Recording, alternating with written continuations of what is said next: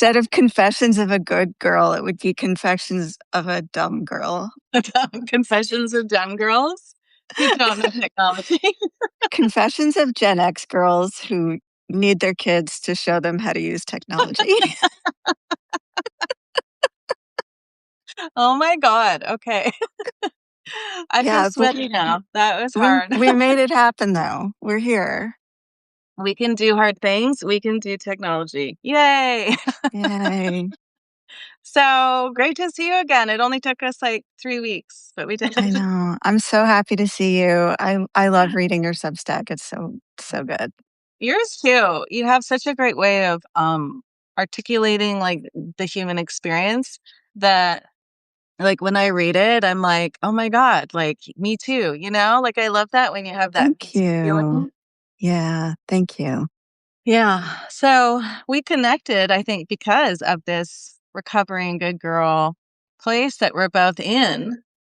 We are both yeah, I think very comfortable in that place right now. Yeah. Like really solidly.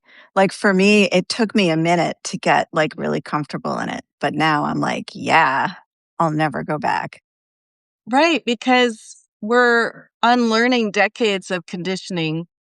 And once you kind of unlearn that and you can start to learn what it's like to actually, be in your power and in your connection to your truth. Yeah, it's so freeing. It's like I love saying no. I love not pleasing everybody. I don't care anymore. But I think that journey that journey takes time, right?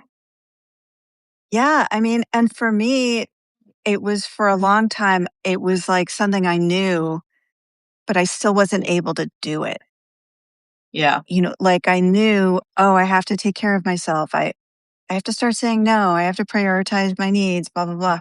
But in the moment, it was so hard for me to be like, to like, feel like I would freeze. Yeah. And it took years, I would say, to be so comfortable with myself that I could be like, yeah, no, Yeah, no. Yeah, no. yeah, no. But it's that freeze, right, of the trauma response, I think, to like I was raised, I'm sure you were too, but I was raised to be like, be nice, be polite, don't offend anybody, don't be too full of yourself. And so I was pushed into this box of acceptability in order to feel loved. And then that just felt like who I was. And so I lived my life from that place. But like you said, it's like you start with the knowledge, I think, of like, okay, I understand. I have awareness or a knowledge of what that means to be a good girl and why that's not helping me. But knowledge does not create change.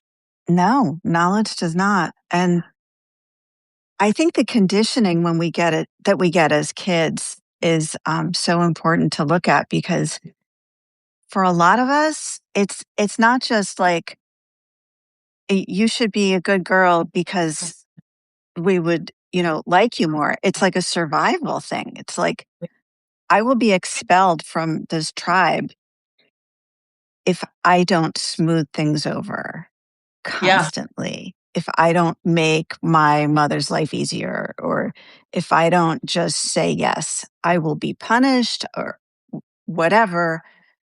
It can range from mild to severe. So Mm. some of us get this conditioning on a really deep level that like we are not going to be okay Yeah, if we say no. Like exactly. it's like it feels, even though it's rarely life or death, it can feel like that.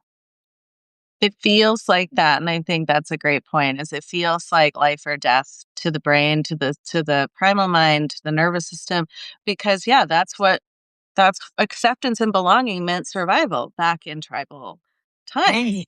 So if you Right. got kicked out of your tribe, good luck. Like that, you know? Yeah. Yeah.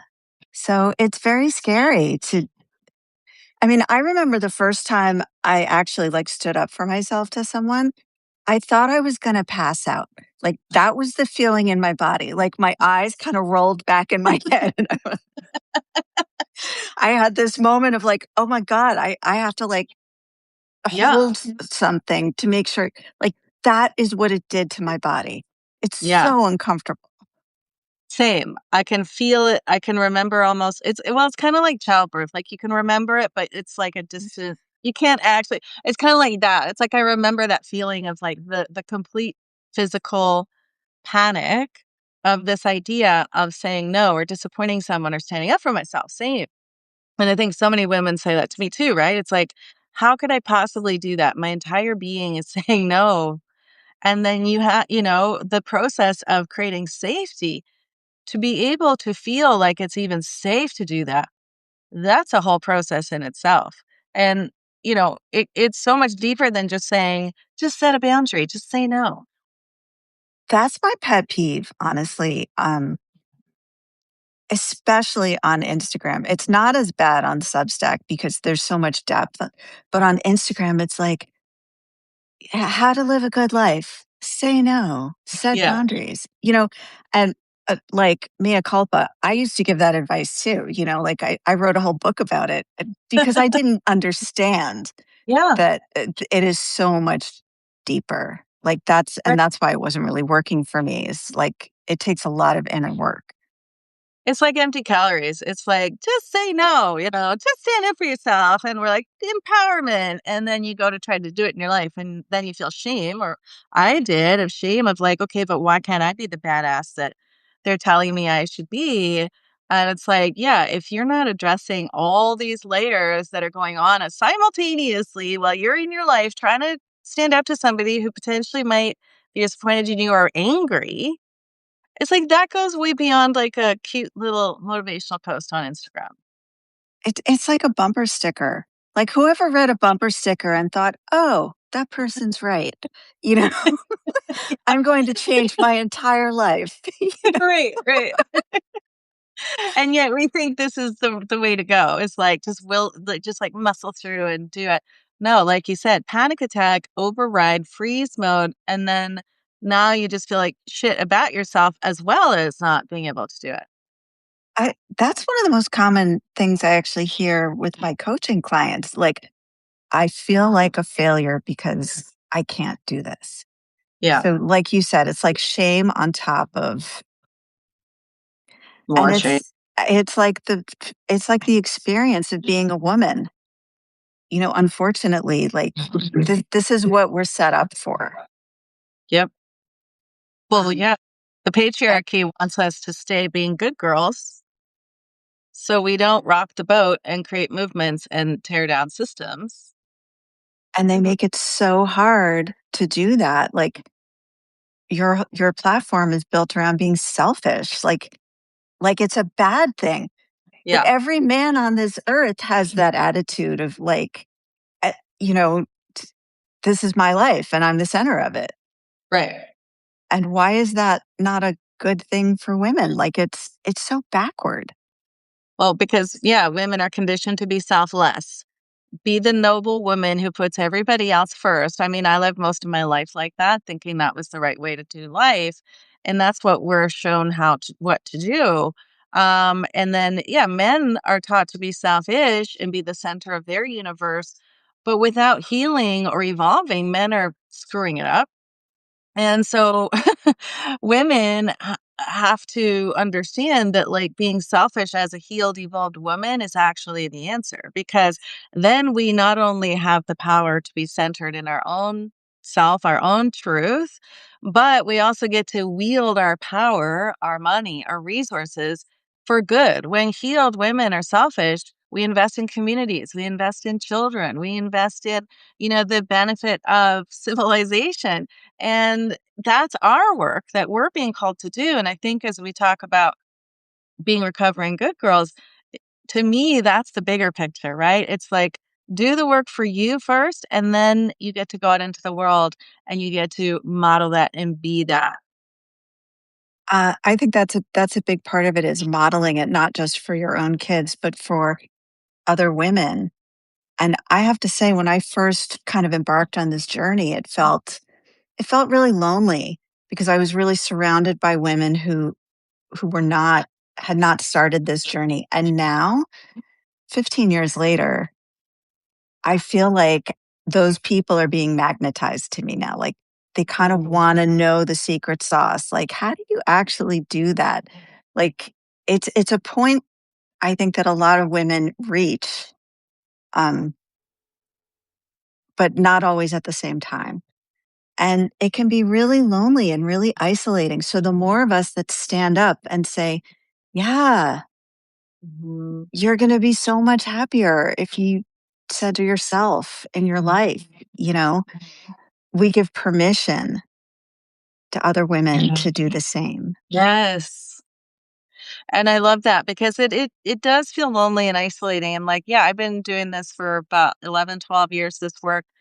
Um, and, as you were saying that, I was thinking of the Ram Dass quote, we're all just walking each other home. Mm, And I do believe that we're all on the same path. Some are ahead, some are behind, some are beside. We're all just walking each other home back to ourselves and back into community that supports, women to do the work to heal and then evolve into the game changers and the powerhouses that they are meant to be. And every woman here is being called into that. But it's like, I couldn't see that most of my life.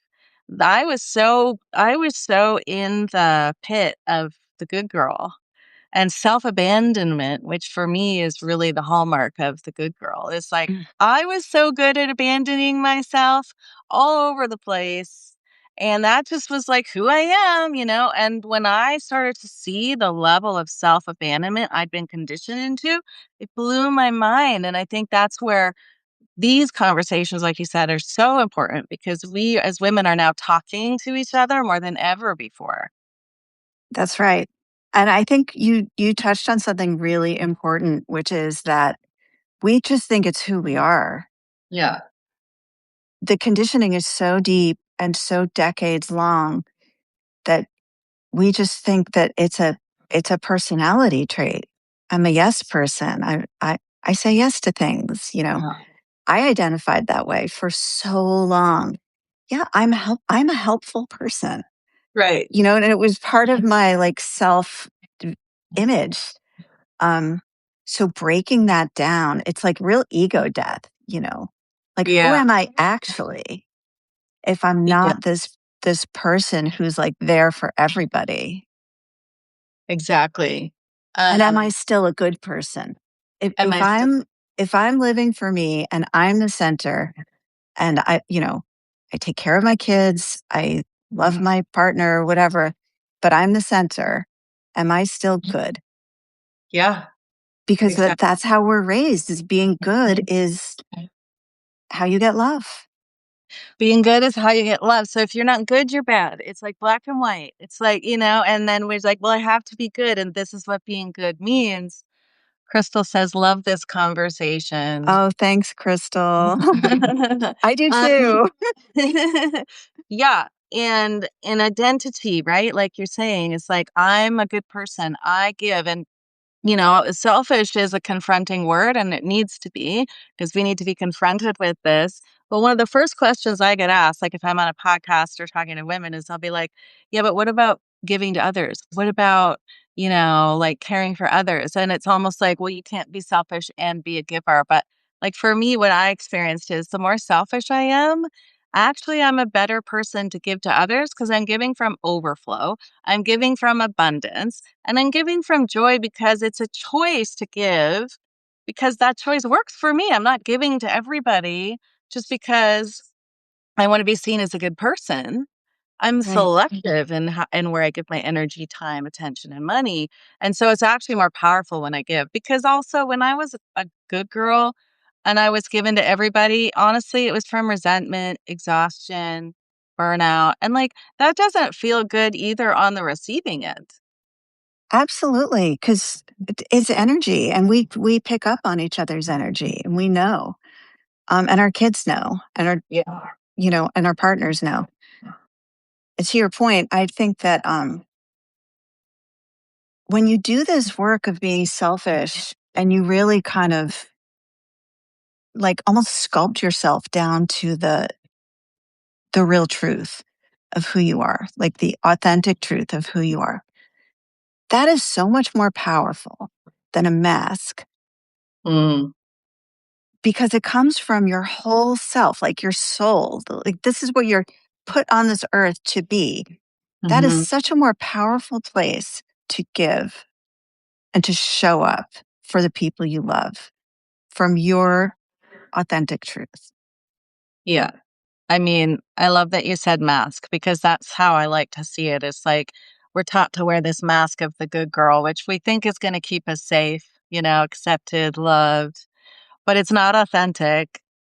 And so it starts to just break down because you're not being true to yourself. Your soul is starving inside, right? Under that mask of the good girl. And so for you, like, what was that like to start taking that mask off and actually living from your soul, living from your truth? Like, how did you first kind of practice that? Because you talked about the panic of it, but like, what was it like to be like, okay, like, not gonna be the good girl anymore? It started for me. I started taking this. I was a housewife and a mom of 4 young kids. I was still married at the time, and I was living in the suburbs of New York City. Um, and I started taking a pole dancing class, which I was so drawn to it, like because it was so like different from anything I was doing in my life. I mean, I drove a minivan for God's sake. Like I had so disconnected from any part of me that was sexual or Oh my sensual God. or Yeah. sexy or quite honestly interested in sex. Like I was completely cut off from that part of me because I was giving, giving, giving. Um, and I started taking this class and I was like, and like, is this allowed? Am I allowed to feel this good in my body? Like that, I really asked myself that. I was not raised to feel that much pleasure in my body, Yeah. like, and to feel that kind of like empowerment. And yeah, so it was wobbly for me. I would Yeah. say at first it was really wobbly. Like I don't know if I'm allowed to do this, but it feels so fucking good, like that I'm not going to stop. Yeah. And it's like you follow those little breadcrumbs that, like, I had no choice. I had to do it because it just, it was my truth. Like, it was true for me. My body Wow. needed it. How about I you? love that because it's so bad girl coded, right? It's like, ooh, pole dancing, a good girl would never, and you just like did it and then like had that experience of what it felt like in your body, which is so getting out of the intellectual, like what we're saying, right? Of like, well, I know I should, not be a people pleaser, let's say. But you just threw yourself into like a whole experience. Did that kind of fast track things for you? Absolutely. Because Yeah. when you feel something in your body, um, it kind of bypassed the cognitive for me and it went Right. straight to my body. Um, and it reconnected me to this part that I had cut off from in order to be the good girl. I had cut off from massive parts of myself. Mm, And doing this type of dance, it helped me like reconnect with all my parts and be like, I'm this whole. I'm not just a mom, mhm. I'm not just a wife. Like I'm a whole woman with needs, you know? Hello. Yeah. Yeah. And uh, it it was really astonishing what happened. And it fast tracked me. I was divorced a few years later. Um, Yeah. and not that, you know, and that was a hard thing to go through, but I, uh, I realized that I wasn't in my truth in my life, in my marriage. I was in my truth as a mom, but not as a wife. And that was a change that needed to happen. It was so hard, but that was what I needed to do. Mhm. So it sounds like an awakening that happened first in your body. and then you got more clarity, it sounds like, about your marriage. Yeah.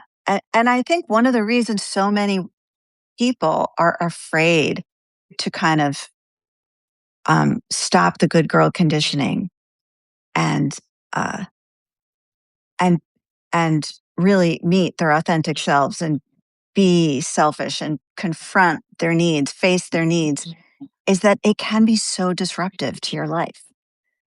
Yeah. Like all these structures can come down, and that is really scary. It's terrifying, especially if you're trying to do it alone, which I did. I don't know about you, but I was like in my life feeling very lonely and afraid, and looking at this life I built from the foundation of the good girl and going, what am I doing in this life? Like, yeah, I was the same. I was loved being a mom, was a stay-at-home mom for 15 years, loved that, really identified, put a lot of my identity into that. Um, but yeah, everything else was just flatlined for me. Like I was just like the walking dead, I call it. I kind of did the neck down, like, robot going through the motions, wife, mother, drive to school, go to gym, like, and just checked out because that's what happens after decades of this is like you said, you have to shut down so many parts of yourself to maintain this good girl, to keep the mask on. Yeah. And so at some point, you either just succumb to that and accept that this is my life. I always think of A Bug's Life, that movie A Bug's Life with the ants. And one of the ants, the old lady ant says, this is our life. It's not a lot, but it's a life. Like that's what I was living. Like it's a life, it's not much, you know. And then at some point, I think the universe tapped me on the shoulder and was like, "Really, girl? Like, really? This is it for you? This is what you're gonna do? Abandon yourself and just, you know, like be the Walking Dead?" And that's when, yeah, like you have to really look at your life and go, "What needs to burn down?" Because a lot of my life had to burn down in order for me to get out of the good girl. I had to let a lot of that go. And it takes so much courage to do that. It does, but I think, one of the things that women say to me a lot is like, how did you find the courage to do that? Because in my book I talk about, my 2 divorces and emotional abuse that I was experiencing and all this stuff. And I always say like, you know, you become courageous when you witness yourself doing scary things. But if you wait to feel courageous before you do anything, you'll be waiting your whole life. Right. Because you don't get courage and then do something courageous. You do something scary and then you get courage. And so I invented a word called excited, which is terrified, terrified and excited. I love it. Because that's how I've had to do it all. Terrified and excited. And if you're terrified, but you're also like, ooh, but what if I did it? Ooh, but what's on the other side? Ooh. I think that's the sweet spot of life. Like stop waiting to not feel afraid, figure it out, get the support, and then just like get out there and get messy and have experiences and you will build the courage. But if there was no fear, we wouldn't need courage. So we have to do it scared. We have to, but we don't have to do it alone. We don't have to do it without support. Absolutely. And it goes back to our earlier discussion about patriarchy and how, the problem for the patriarchy right now is so many of us are realizing this. Yeah. Like we can have courage and say, I'm not going to do this anymore. Like, I'm not going to live a life that's not true to me. I'm not going to live a life where I'm cut off, where I abandon myself, where I shrink myself. Like, maybe it was good enough for earlier generations of women who didn't Yeah. have as many options, but we Yeah. have options, you That's right. know? We can get jobs. We can own homes. I mean, women couldn't have credit cards when I was 6 years old.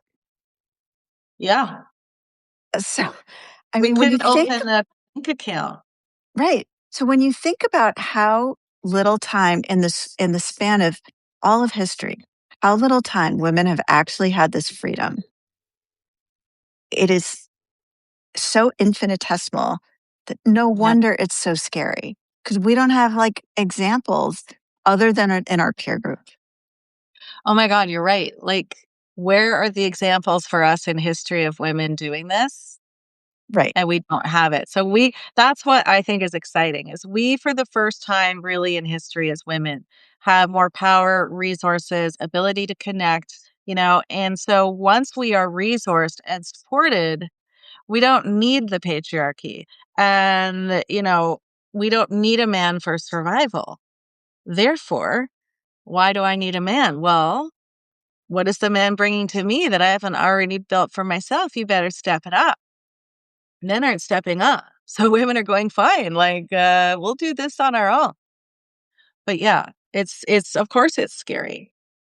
And to your point, I think women are not tolerating relationships where the man is taking from them. Like in so many relationships where uh, w- we're giving and he's taking.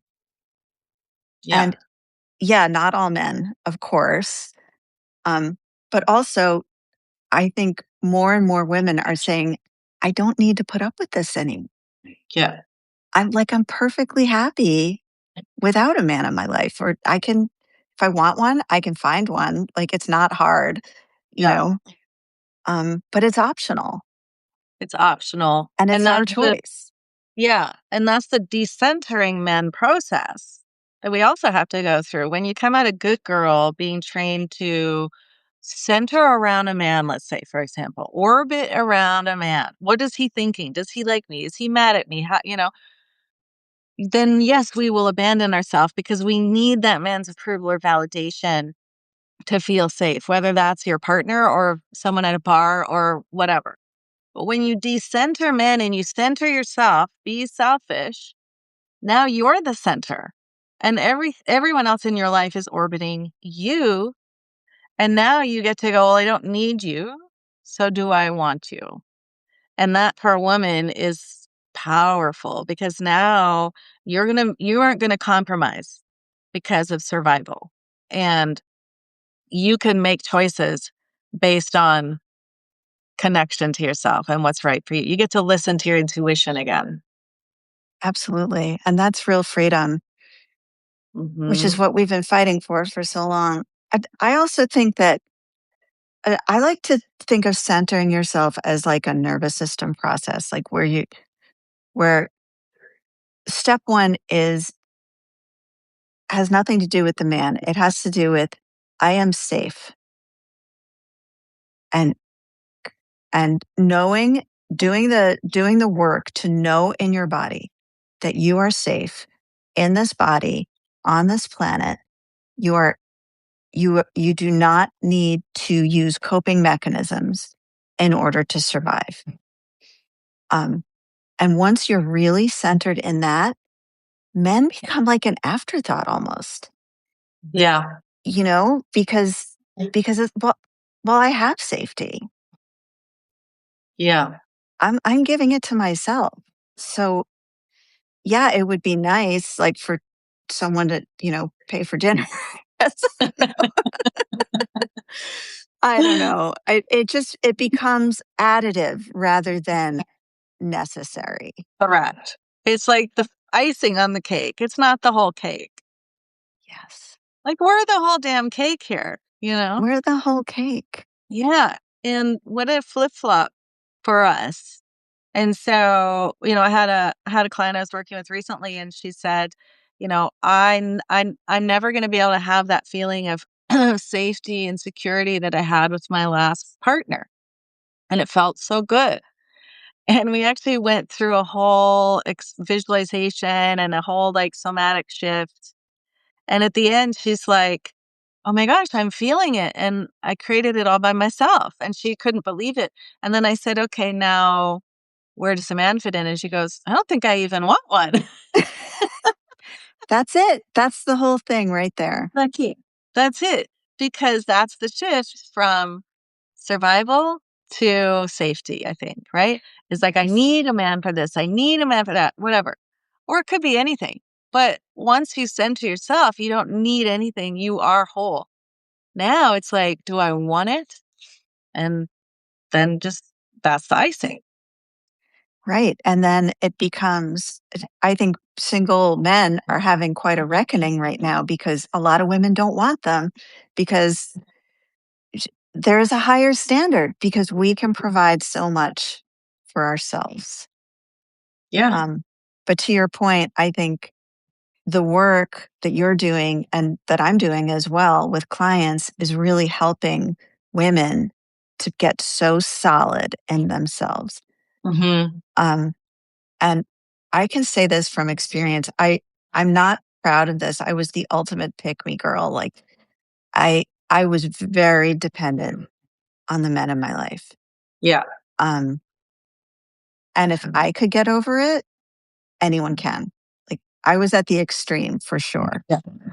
Oh, me too.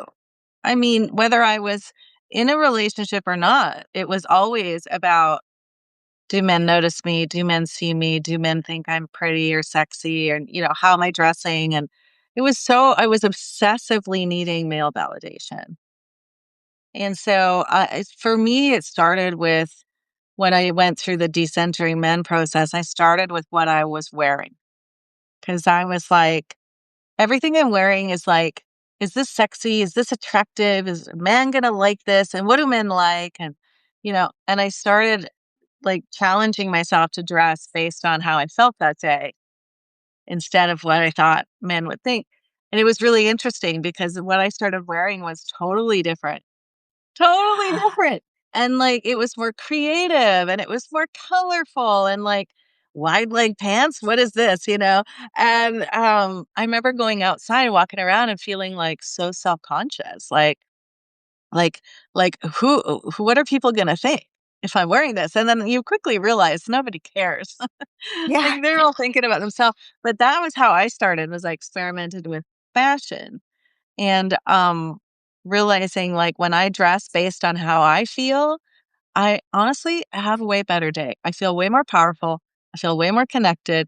I feel more creative, more fun, and I'm a nicer person to be around because I'm not stuffing myself into some costume.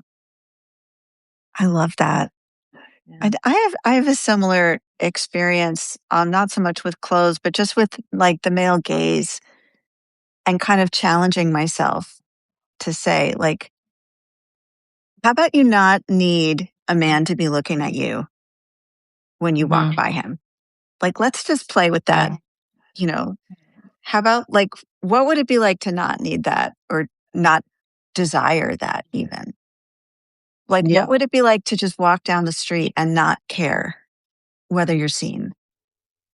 Right. And it's really freeing to be like, oh, I think I look good, and that's really what Yeah. I care about. It's like, who cares about some random guy on the street? Yeah. Why do we care? Well, exactly. And I think with the good girl, we've been trained to have our focus outside of ourselves. Yeah. We're always looking outside. Like I call it the mirror mask because we're always looking at a reflection coming back at us. What do they think?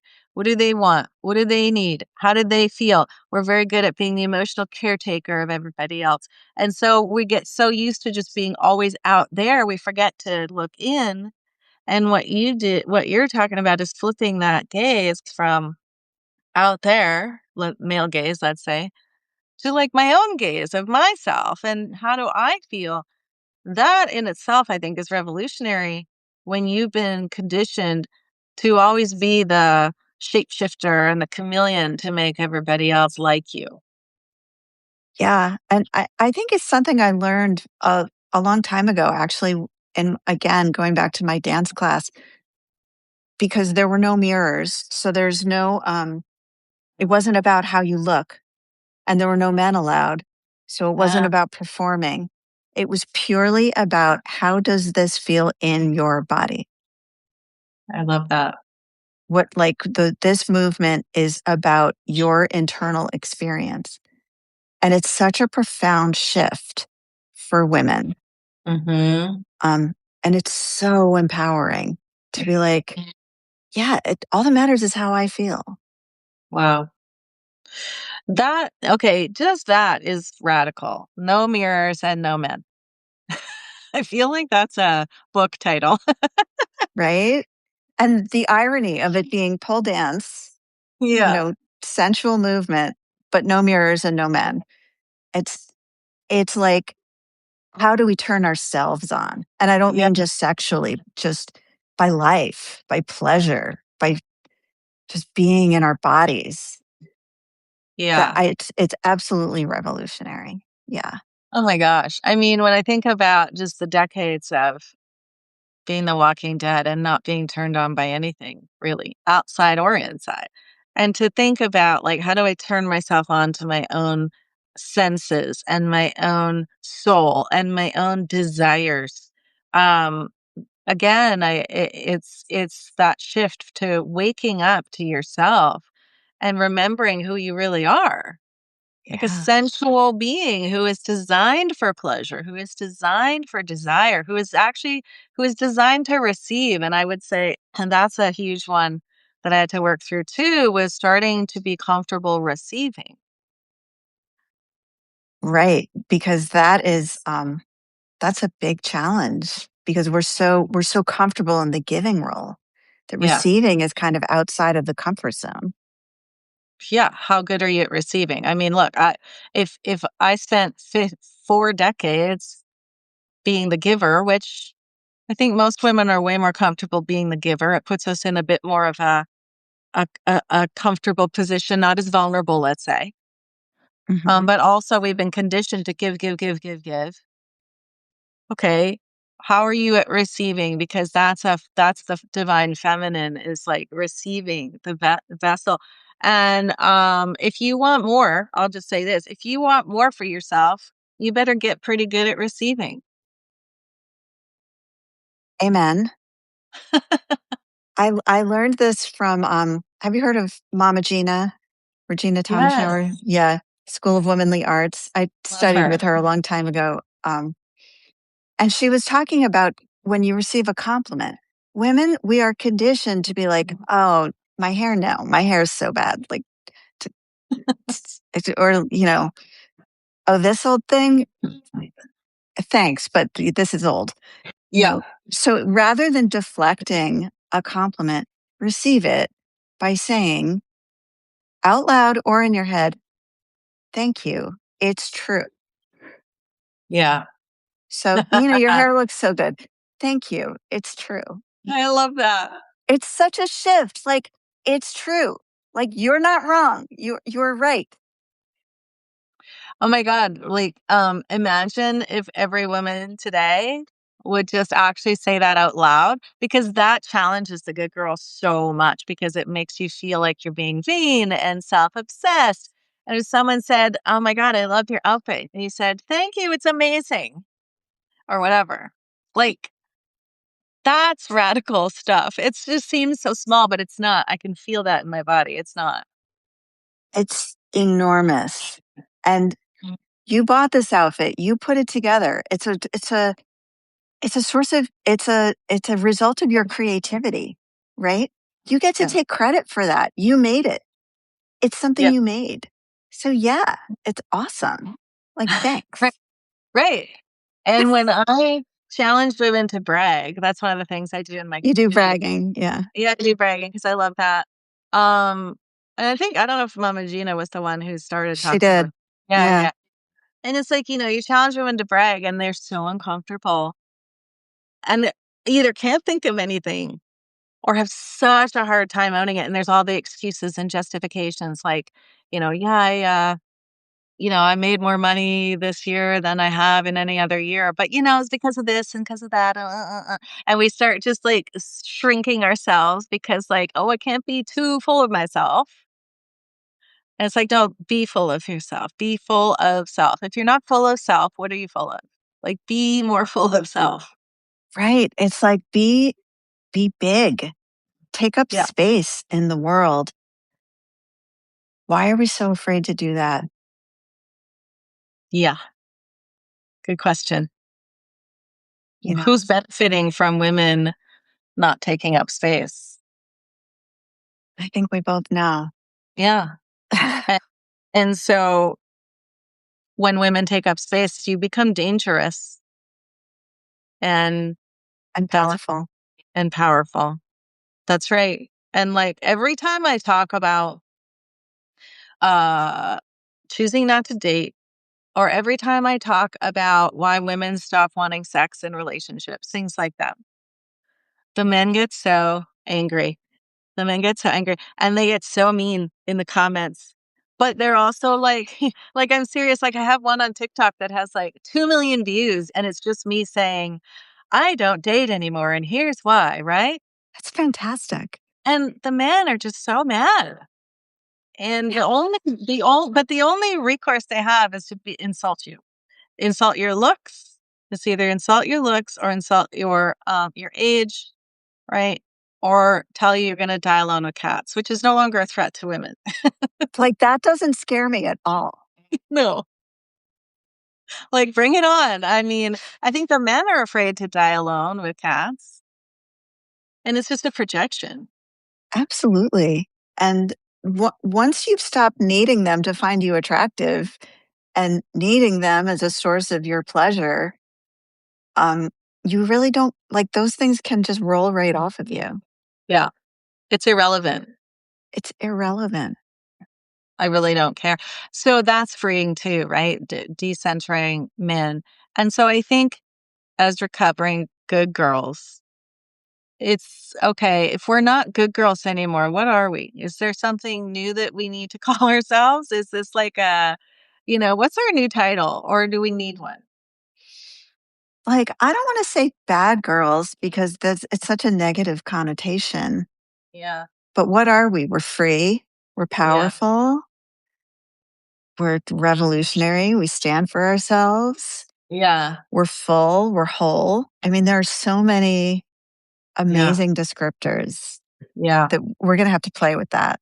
I know, because I just thought of that and I was like, wait, is there a new word? Because I think recovering into retired, like I'm kind of want to be a retired good girl now. And I don't know, like, I don't know. Do you think that's possible? Or do you think Like, we're always going to be in recovery? you're retired and you have a little pension. You get like a pen. Thank you for your service to the patriarchy. And to your point, like, do you ever have to stop? Do you ever get to stop thinking about it? Like, does it ever become, is it always going to be one day at a time, you know, Yeah, or does it become, I think for me, it's gotten easier and easier every year. sure. But I will it don't know that ever? it'll ever go away. Right. Because we were conditioned before we even had words. Yeah. And I think that's okay. So, like, I had a whole thing with my good girl last year where first I was like, kill the good girl. And, I was like, and then I was like, wait a second. Like, she protected me. She did a good job keeping me safe when I needed Yeah. to. I don't want to kill her. I want to make her safe. And I want her to be able to rest. Like, just go and hang out and do whatever you want, right? Play with puppies or something. Because Mm. like I feel quite compassionate towards my good girl. And so now I feel like, okay, she's here and she gets freaked out now and then. But she's not driving the car of my life anymore. She's not in charge anymore. And so that's kind of what I think about retirement is it's like when you retire, you don't just disappear, but your role is over. You have completion and you can be thankful for that. And then you can move on to explore new land, new territory, new identity. So I don't know.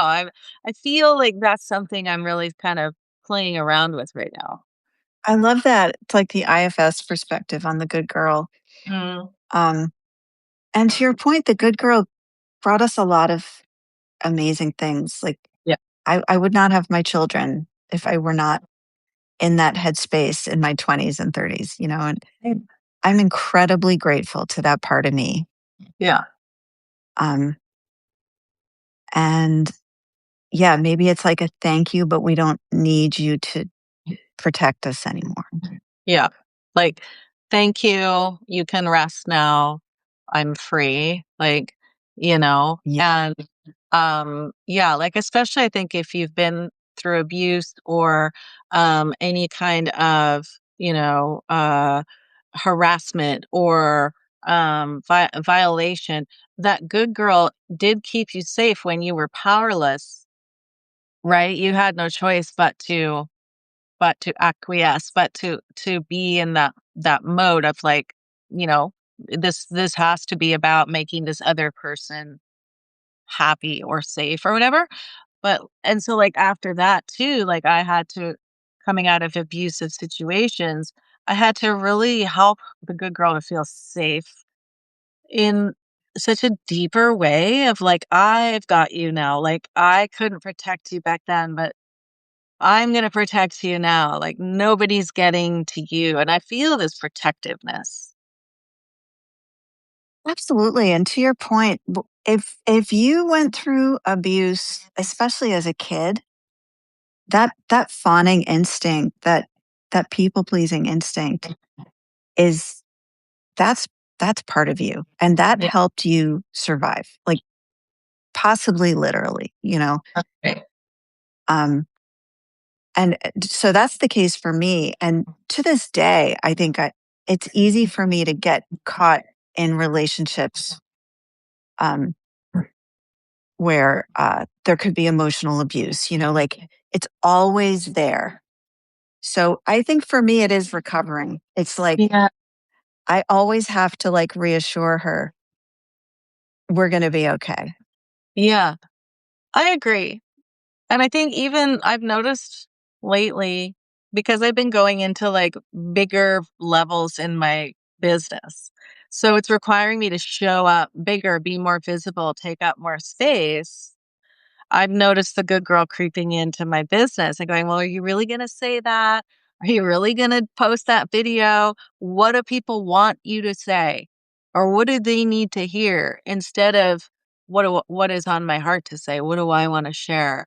And so I agree. And I think, like you said, it gets easier. It gets easier because you can catch it quicker and you can shift it. But I think it's something that is just always going to be a part of us.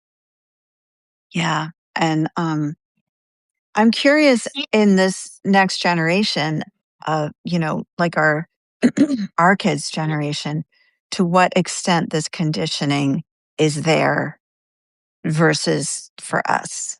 You know, Yeah. it'll be I don't see it so much in my daughter. I see it a little bit, but not nearly as much as I had it. Hmm. Now she had a happy childhood and, you know, like there was no abuse, so it's a little different, but I feel like younger girls and women have a lot more sense of agency than we did at that Hmm. age. You know, like, Yeah. I totally agree. I think that Gen X women specifically are the ones who really need to be doing this work. yeah, So that, yeah, we can model to the younger generations. Same, my daughter's 32. And you know, I was in full on good girl when I was raising her. So she did have to do her work to come out of that, but so much faster than me. I mean, my God, right? Like now at 32, she's a trauma therapist and, you know, like she's a nice. badass. So it was way faster. And I think that, yeah, the generations to come, it's our job to model this to them. And I think that they have so much more information than we did and same like many more opportunities that I think that you're right. They have more sense of agency, which doesn't mean it's not still there, but perhaps not as sticky. Right. Like my grandmother, bless her heart, was like the queen of people pleasers, you know, and Yeah. I, I I look forward to the day when I'm someone's grandmother and this young girl looks to me and is like, she speaks her mind, you know, she Mm, says things, like she says what she thinks, and like it's not about pleasing a man. Like that's not the only way to survive in this world. Like yeah. you can be independent, strong, free, powerful, all those things. Yeah. I love that. 'Cause it's like kind of like thinking about like, what would you want your eulogy to say? You know, it's like, what would you want the future generations to say about you? Because, you know, like what is if I think about that, it's like, ooh, I'm just getting started. Like there's so much Yeah, more I want to do. It helps me to kind of connect to like, yeah, what do I want my grandchildren to say about their grandmother or any younger generation to say about you? And are you living that? Or are you just still repeating the same old cycles? exactly. Yeah, that's a good Exactly. feel like that's a great note for us to end on because it's just been an hour. Well, besides the 10 minutes it took us to figure this out. Gen X on Substack Live. But this was really good. Yeah, this is fun. I love connecting with you, Valerie. Yeah, you too. And I think maybe we might want to look at making this a series, but we'll see. Yeah. We'll see what Fun, happens. fun, fun, But fun. I know, and thanks for everyone for hanging out with us. But yeah, you have a good day over there. Stay warm. You too. And thank you to you for joining. We Yeah, thanks appreciate you. everybody. Have a great day. Bye.